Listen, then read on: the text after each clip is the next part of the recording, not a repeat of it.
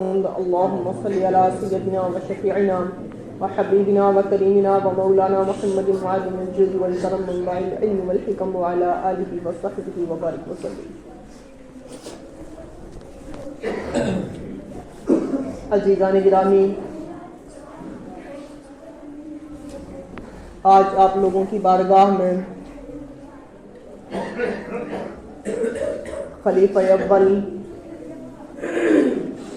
رضی اللہ تعالیٰ عنہ کا ذکر خیر کرنے کے لیے حاضر ہوں، جن کے لیے قرآن نے کہیں ثانی اثنین کہا، کہیں ان کو اتقا کے لقب سے نوازا، جن کو یار غار مصطفیٰ صلی اللہ تعالیٰ علیہ وسلم ہونے کا شرف حاصل رہا۔ حضرت سیدنا ابو بکر صدیق رضی اللہ تعالیٰ عنہ کی اگر زندگی کو دیکھیں تو یوں تو اللہ رب العالمین نے آپ کو بے شمار خصوصیات سے نوازا تھا، بے شمار کمالات سے نوازا تھا۔ یہی وجہ ہے کہ آپ کو انبیاء و مرسلین علیہم الصلاۃ والتسلیم کے بعد سب سے زیادہ افضل ہونے کا شرف حاصل ہے۔ آپ کا ذکر تو ہزاروں محفلوں میں کرتے رہیں، ذکر ختم نہ ہو۔ آپ کی صرف جانثاری کے چند واقعات، آپ کی جانثاری سے متعلق چند باتیں لے کر آپ لوگوں کی بارگاہ میں حاضر ہوں۔ ایک مرتبہ حضرت علی کرم اللہ تعالی وجہہ الکریم نے حضرت ابو بکر صدیق رضی اللہ تعالیٰ عنہ سے مخاطب ہو کر فرمایا کہ اے ابو بکر، آپ رسول اللہ صلی اللہ تعالیٰ علیہ وسلم کے مرجع کار تھے، آپ ان کے معتمد تھے۔ جس وقت آقا علیہ الصلوۃ والسلام کو تمام لوگ جھٹلا رہے تھے، اس وقت آقا علیہ الصلوۃ والسلام کی تصدیق کرنے والے آپ ہی تھے۔ جس وقت ساری دنیا آقا علیہ الصلوۃ والسلام کے لیے بخل کرتی ہوئی نظر آ رہی تھی، اس وقت جانثاری کرنے والے آپ ہی تھے۔ اس طریقے سے حضرت علی کرم اللہ تعالی وجہہ الکریم نے حضرت ابو بکر صدیق رضی اللہ تعالیٰ عنہ کی صفات کو بیان فرمایا۔ ایک روایت میں آتا ہے کہ ایک مرتبہ شروع کے واقعات ہیں، مکہ میں چاروں طرف کفر کی لہر دوڑ رہی ہے، چاروں طرف دشمنی اور عناد کا ماحول بنا ہوا ہے۔ اسی ماحول میں ایک مرتبہ سرکار دو عالم صلی اللہ تعالیٰ علیہ وسلم جب مسجد حرام شریف میں تشریف لے جاتے ہیں تو ایک کافر نے آقا علیہ الصلوۃ والسلام کے گلے میں چادر ڈال کر کھینچنا شروع کی، تو اس وقت آقا علیہ الصلوۃ والسلام کو بچانے والا کوئی اور نہیں، وہ حضرت ابو بکر صدیق رضی اللہ تعالیٰ عنہ تھے۔ اور وہاں پہنچنے کے بعد آپ کی زبان پر ایک آیت آئی، اتقتلون رجلا ان یقول ربی اللہ، کیا تم ایسے شخص کو قتل کر دینا چاہتے ہو جو کہتا ہے کہ میرا رب اللہ ہے؟ اسی طریقے سے اگر آپ دیکھیں تو بے شمار مقامات آئے کہ جب مکہ کی سرزمین پر چاروں طرف کفر کی آگ لگ رہی تھی، چاروں طرف کفر کی تاریکی تھی، تو اس وقت آقا علیہ الصلوۃ والسلام کا جو محافظ بنتا تھا، آقا علیہ الصلوۃ والسلام کی جو پشت پناہی کرنے والا ہوتا تھا، وہ کوئی اور نہیں، وہ حضرت سیدنا ابو بکر صدیق رضی اللہ تعالیٰ عنہ ہوا کرتے تھے۔ ایک مرتبہ آقا نامدار، دونوں عالم کے تاجدار حضور رحمت عالم صلی اللہ تعالیٰ علیہ وسلم مسجد نبوی شریف میں تشریف لے جاتے ہیں۔ وہاں پر کفار بیٹھے ہوئے تھے، کفار اپنے آپس میں گفتگو کر رہے تھے آقا علیہ الصلوۃ والسلام کے بارے میں کہ یہ تمام خداؤں کو ختم کر کے صرف ایک خدا کا دعویٰ کرتے ہیں۔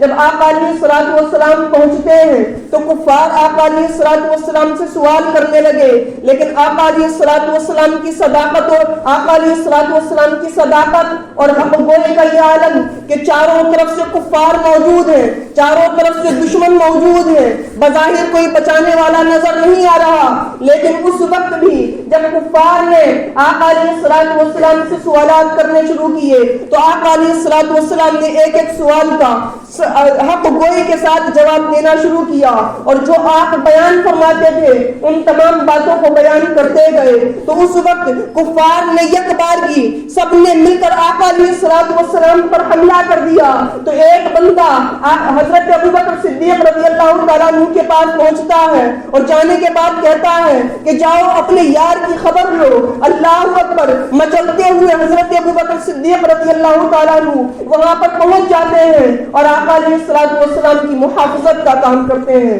تو عزیزان گرامی، یہ ہے حضور سیدنا صدیق اکبر رضی اللہ تعالیٰ عنہ کہ آقا علیہ السلام پر جب آ جاتی تھی تو آقا علیہ السلام کے لیے سینہ سپر ہو کر جو نظر آتا تھا وہ کوئی اور نہیں، وہ حضرت سیدنا صدیق اکبر رضی اللہ تعالیٰ عنہ تھے۔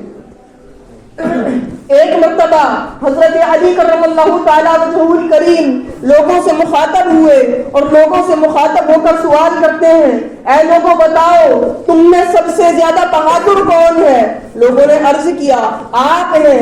حضرت علی کرم اللہ تعالیٰ وجہہ الکریم نے منع فرما دیا، میں نہیں۔ پھر سوال کرتے ہیں بتاؤ تم میں سب سے زیادہ بہادر کون ہے؟ تو کوئی جواب دینے والا نہیں تھا۔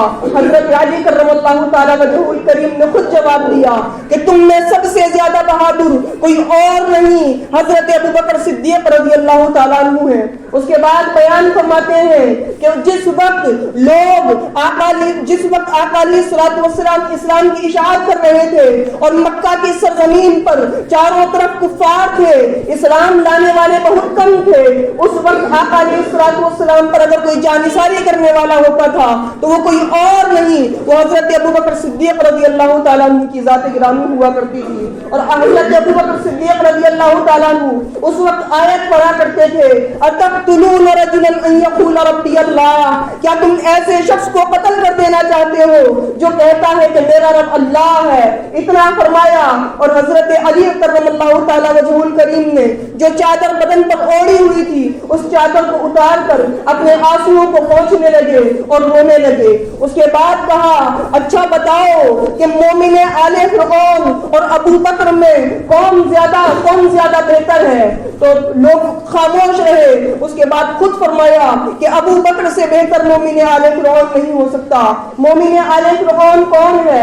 جس وقت فرعون اور فرعونی حضرت موسیٰ علیہ نبینا علیہ السلام کو پریشان کر رہے تھے، ان کے اوپر ظلم و ستم ڈھا رہے تھے، اور حضرت موسیٰ علیہ نبینا علیہ السلام اپنے وقت میں توحید کی اشاعت کر رہے تھے، تو اس وقت ایک شخص جو مظاہر فرعونیوں میں سے نظر آتا تھا لیکن وہ فرعونی نہیں تھا، ایمان لا چکا تھا، اپنے ایمان کو چھپایا کرتا تھا، اس نے یہ جواب دیا تھا جس جواب کو قرآن عظیم نے بیان کیا ہے، اتقتلون رجلا ان یقول ربی اللہ۔ اس مومن آل فرعون نے کہا تھا کیا تم ایسے شخص کو قتل کر دینا چاہتے ہو جو کہتا ہے میرا رب اللہ ہے؟ تو اس وقت حضرت اس مومن کا تذکرہ قرآن عظیم میں اللہ رب العالمین نے فرمایا ہے، جس مومن نے اپنے ایمان کو تو چھپایا تھا لیکن ایسے وقت میں بھی حضرت موسیٰ علیہ السلام کی تائید میں جواب دیا تھا، تو اس شخص کا تذکرہ قرآن نے کیا ہے۔ اور حضرت علی کرم اللہ تعالیٰ وجہہ الکریم نے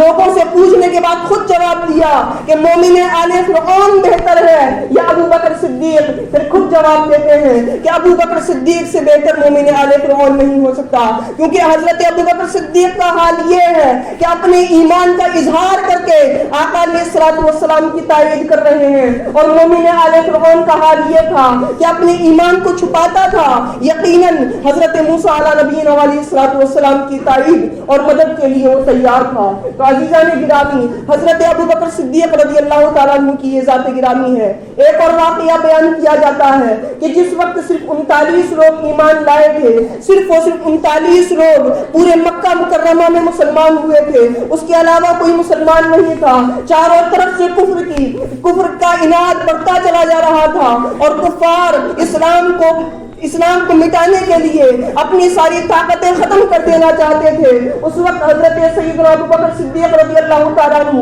ایک مرتبہ کھڑے ہو جاتے ہیں اور برجستہ اسلام کی تائید میں خطبہ دیتے ہیں۔ یہ پہلا خطبہ تھا جو برجستہ اسلام کی تائید میں کسی نے اللہ اور اس کے رسول صلی اللہ تعالیٰ علیہ وسلم کی طرف دعوت دینے کے لیے دیا تھا۔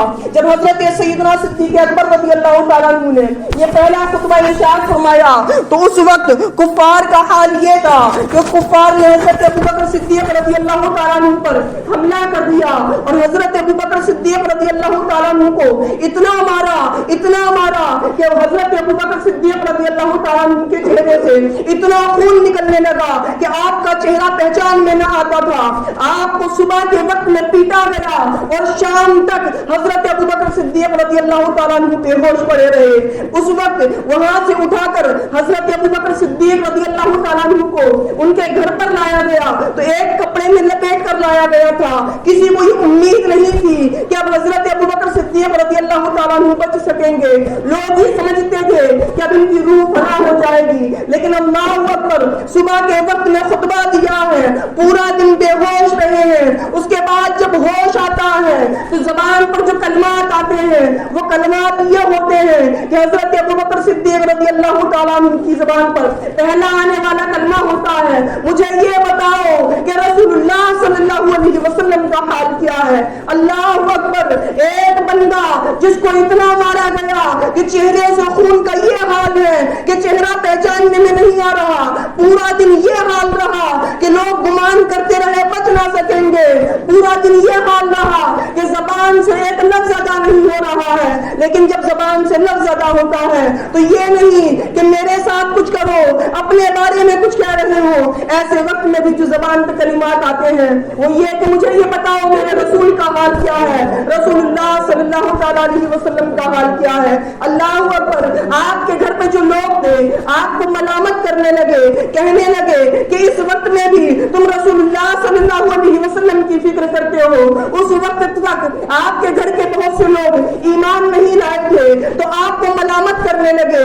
اللہ اکبر, لیکن حضرت ابوبکر صدیق کسی کو نہیں سن رہے ہیں, بار بار یہی پوچھ رہے ہیں مجھے میرے رسول کے بارے میں بتاؤ کہ رسول اللہ کا حال کیا ہے. لوگوں نے حضرت ابوبکر صدیق رضی اللہ تعالیٰ عنہ کی والدہ سے عرض کیا کہ ان کو کچھ کھلا پلا دیں, لیکن انکار کر دیا.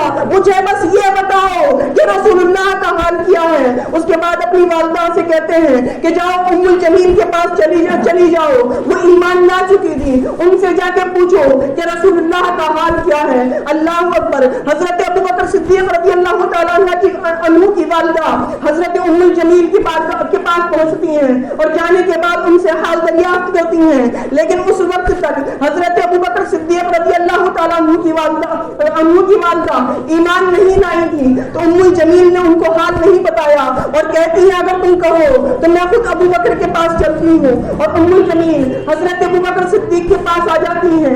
آنے کے بعد جب یہ حال دیکھتی ہیں تو کفار کو ملامت کرنے لگتی ہیں کہ ان فساق و فجار نے آپ کے ساتھ کیا ہے. اللہ رب العالمین قیامت کے دن ان سے آپ کا بدلہ ضرور لے گا. لیکن حضرت ابوبکر صدیق کو کچھ اور سننا گوارا نہیں تھا. ان سے یہی سوال کرتے ہیں مجھے یہ بتاؤ کہ رسول اللہ صلی اللہ تعالیٰ علیہ وسلم کا حال کیا ہے. وہ عرض کرتی ہیں کہ آپ کی ماں موجود ہے, وہ ایمان نہیں لائی ہے, اگر میں حال بیان کر دوں تو کہیں ایسا نہ ہو راز فاش کر دیں. تو حضرت ابوبکر صدیق کہتے ہیں ان کی فکر نہ کرو, مجھے رسول اللہ صلی اللہ علیہ وسلم کا حال بتاؤ.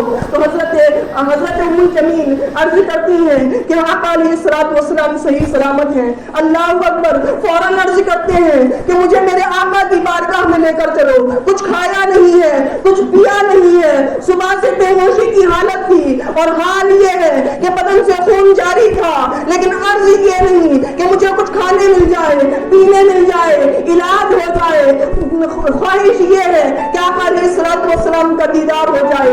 آپ کی والدہ اور ام الجمیل آپ کو سرکار دو عالم صلی اللہ علیہ وسلم کی بارگاہ میں لے کر حاضر ہوتی ہیں. جب آقا علیہ الصلوۃ والسلام کی ذات گرامی پر نظر پڑتی ہے تو فوراً قدموں میں گر جاتے ہیں. وہاں پر جو صحابہ اکرام موجود تھے وہ دیکھنے کے بعد وہ بھی اپنے اوپر قابو نہیں پاتے, حضرت ابوبکر صدیق پر گر جاتے ہیں اور آقا علیہ الصلوۃ والسلام کی آنکھوں سے بھی آنسو جاری ہو جاتے ہیں. تو عزیزان گرامی, یہ ذات گرامی ہے جس نے عشق رسول کر کے دکھایا ہے, یہ ذات گرامی ہے جس نے جان نثاری کر کر دکھائی ہے. یہ وہ ذات ہے کہ جس وقت آقا علیہ السلام کا کوئی ساتھ دینے والا نہیں تھا، اس وقت آقا علیہ السلام کا ساتھ دینے کے لیے جو سینہ سپر ہوا کرتا تھا وہ کوئی اور نہیں، وہ حضرت ابوبکر صدیق رضی اللہ تعالیٰ عنہ ہوا کرتے تھے. تو آج انہی کا یوم ہے. آج اللہ کا کرم کہ ہم لوگوں نے ان کا ذکر خیر کیا.